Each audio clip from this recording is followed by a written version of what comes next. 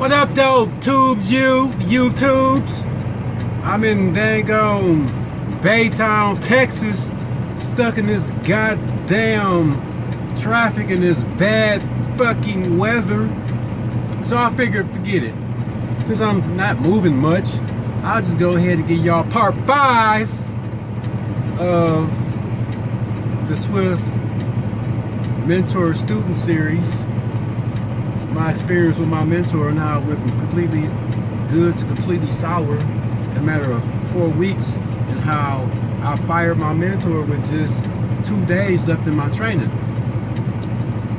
Well, I'm about to get to the part where this is after he gonna tell me he gonna charge me $250 for a tire, for a front passenger side stair tire. And I was texting my girl at the time, and I was telling her I'm gonna figure out what I'm gonna do, because we was just leaving Iowa. We was leaving this Petro. What's the Petro? No, we was leaving this Flying J, because owner ops can use Flying J. So we was leaving this Flying J's in Iowa, and we was on our way to pick up this T-car from the Swift terminal in Kansas. And I'm like, I'm gonna figure out what I'm gonna do by the time we get to Kansas. So I'm like, 9 times out of 10, I'm getting off this truck. I done had enough. Enough is enough. I'm tired of this fucking attitude. I'm tired of them trying to just being an asshole. I'm just tired of it. So when we was in Iowa, he gonna tell me like, yeah, I can get the tow bill taken care of if you write a statement to driver services about what happened. I'm like, okay, what you want me to tell them happened? It was like, tell them something. I'm like, so what? Basically, you want me to tell them that I was driving and it was dark, and it was real dark, and I was too close to the curb and I didn't see it was a ditch, and we slid into a ditch. He was like, yeah, something like that, but you embellished a little bit. I'm like, man. So I was like, all right. So I was gonna tell him, like, dude, if I do this, you better raise my scores or something, because he was purposely, I feel like he was purposely keeping my scores low so he can keep me on the truck longer, so he can make more money off of me. Because honestly, he said that I had did inter-trip vital violation. Shut up. He said that I had did like 15 backings in the first week, and I was counting my backings, and I had only did like 5. But it's whatever. But anyway, we got to Kansas, and I called my one of my friends who I was in suburban truck driving school with. I'm like, nah, I know. I'm like, trainers can't charge you for anything, can they? They can't, like, just because you like make a mistake and mess something up, they can't charge you for it. They're like, no, they can't charge you for nothing. They ain't supposed to charge you for nothing. That ain't right. If something go wrong, and something happen, they supposed to contact Swift, and Swift take care of it. Like, but he an owner op. Like, well, he got to pay for it himself. So they're like, no, he can't charge you for nothing. I'm like, I figured that I'd do that. He's trying to charge me $250 for a tire, but I'm not giving him nothing. She's like, no, don't give him nothing. She was like, if I was you, I would get off that truck right now. Like, she was like, where you at? I'm like, we at the Swift terminal in Kansas. She was like, get off his truck right now. She was like, I wouldn't even give, if I was you, I would not get back on his truck. So I'm like, all right, I didn't plan on it anyway, because I talked to my girl last night. We was texting, and I told her 9 times out of 10 I was getting off this truck, which I probably am going to do. She was like, yeah, call our driver leader in New Boston. So I'm like, all right. So I was like, man, forget that. I didn't even call my driver leader in New Boston. I bypassed that, and I called Arizona.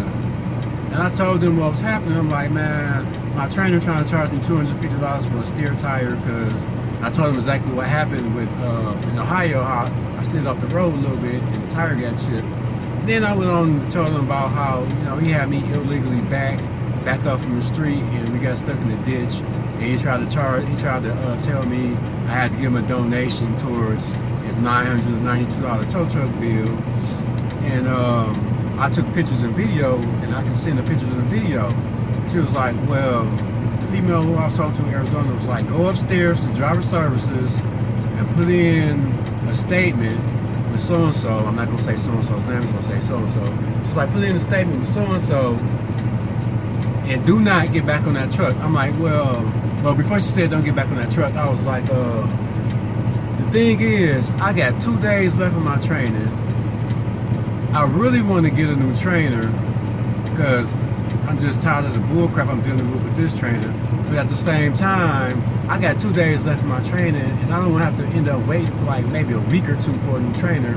I just want to finish it out, but at the same time, I'm afraid that if I finish it out and then I tell him my last day, I'm not giving him $250 or I'm not giving him no money towards his tow truck bill, he gonna lower my scores and it's gonna make it harder for me to test out. It's gonna take me longer to test out and it's gonna make me do more hours of training, and I'm just in this dilemma. She was like, first off, you're not getting back on this truck. She was like, go upstairs to driver services. She was like, and you're not giving him no money.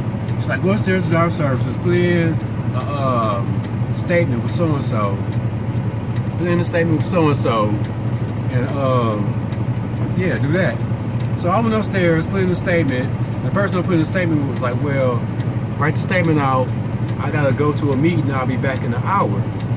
So when she left, I get a text message from my trainer at the time. He's like, I'm about to get ready to leave.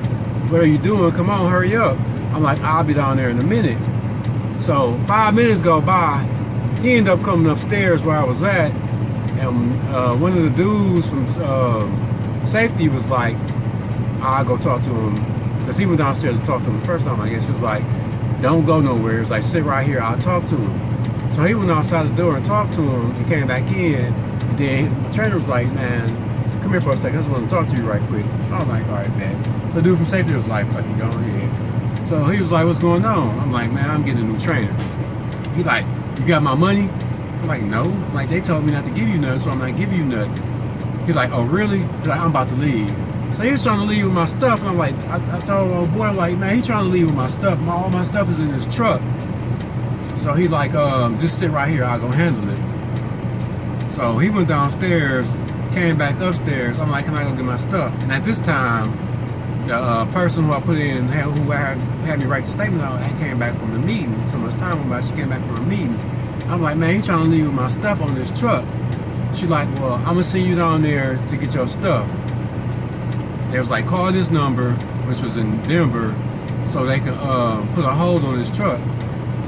So I called the number, got a voicemail. I told him nobody picking up, so from Kansas, they put a hold on his truck right there. She was like, sent me downstairs with two dudes from safety. One of them was a big white dude. So we went downstairs. I'm like, I need to get my stuff. He's like, you ain't getting nothing. I'm like, for real? He's like, no, you got my money? So two dudes from safety was like, he ain't giving you no money. He was like, he need to get his stuff. If you don't want him to get on your truck, can we get his stuff off your truck? He like, no, ain't nobody come on my truck getting nothing. So they're like, man, he got a right to get his stuff. But at the same time, you are owner op, so you don't have to let us on your truck. But we letting you know right now, it's a hold on your truck. You can't leave the lot. And if you won't let him or us on your truck to get his stuff, we gonna call the police. It's like, call the police. He ain't getting shit. Like, all right. So I'm being cool and shit. We leave. We go back in the building. They call the police.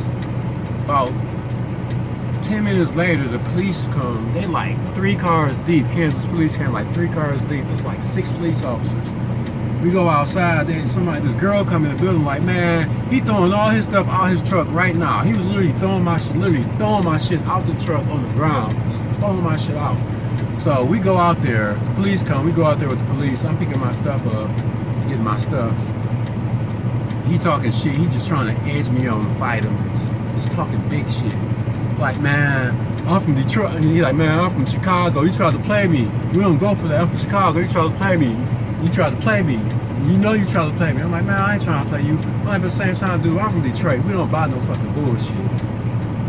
He's like, man, the police like, let him get his stuff off your truck. So my stuff is already on the fucking ground. He's like, if it's anything else on his truck, let him come on there. It's like, you can go on his truck and make sure you got all your stuff. So I went on the truck to make sure all my stuff was off. I thought I had all my stuff. Well, I'm about to continue this on part 6.